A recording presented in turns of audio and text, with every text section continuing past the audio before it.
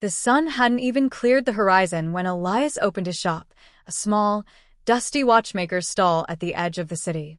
For 40 years, Elias had been surrounded by the ticking of time, but he spent his days watching two very different men, Julian and Silas. The illusion of abundance.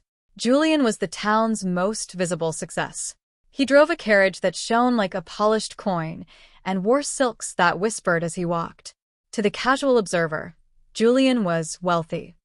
One afternoon, Julian dropped off a gold-plated pocket watch for repair. "Make it fast, Elias," he sighed, checking his reflection in a glass case. "I have a gala tonight. Perception is everything in my business." But Elias saw what the gala guests didn't. He saw the tension in Julian's jaw. He knew that Julian's wealth was a high-speed treadmill.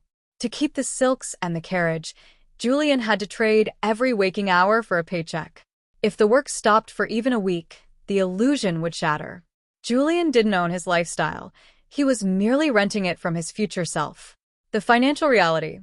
Julian had a high income, but his mindset was one of consumption. He confused spending with having. The architecture of freedom. Then there was Silas. Silas arrived on foot, wearing a sturdy wool coat that had seen better days. He was a quiet man who worked as a simple clerk at the shipping docks.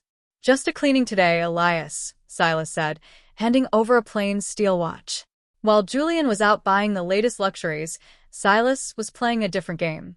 For 20 years, Silas had lived on half of what he earned. He didn't see money as a way to buy things, he saw it as seeds. Every spare coin was planted into small shares of the shipping companies he worked for or used to buy modest plots of land on the outskirts of town. While Julian was working for his money, Silas's money was working for Silas, quietly, overnight, while he slept. The day the gears ground to a halt. A decade later, a great stagnation hit the city. Trade slowed. The galas stopped. Julian arrived at Elias's shop, but he wasn't there for a repair. He was there to sell his gold-plated watch. His face was gaunt. Without the constant flow of new income, his debts had swallowed him whole. The carriage was gone. The silks were frayed. "I don't understand," Julian whispered.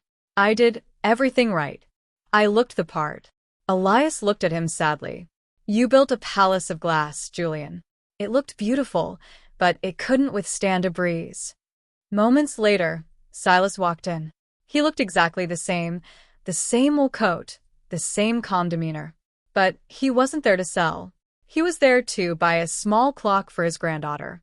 "The markets are down, Silas," Elias remarked. "Aren't you worried?" Silas smiled. "Actually, Elias, when the tide goes out, it's the best time to look for shells. My land and my shares are still there. They produce enough to feed my family and more, regardless of the city's mood. I don't need a gala to tell me I'm secure." The moral of the clockmaker. Elias sat back and looked at his tools. He realized that wealth isn't the number on a price tag or the flash of a gemstone. Income is the fuel you put in the engine.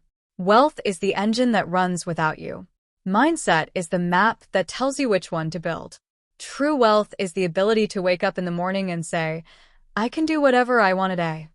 It isn't about having the most. It's about needing the least while owning your time. As Elias locked his door that evening, the ticking of the watches reminded him, time is the only currency you can't earn back. Spend it building a foundation, not a facade.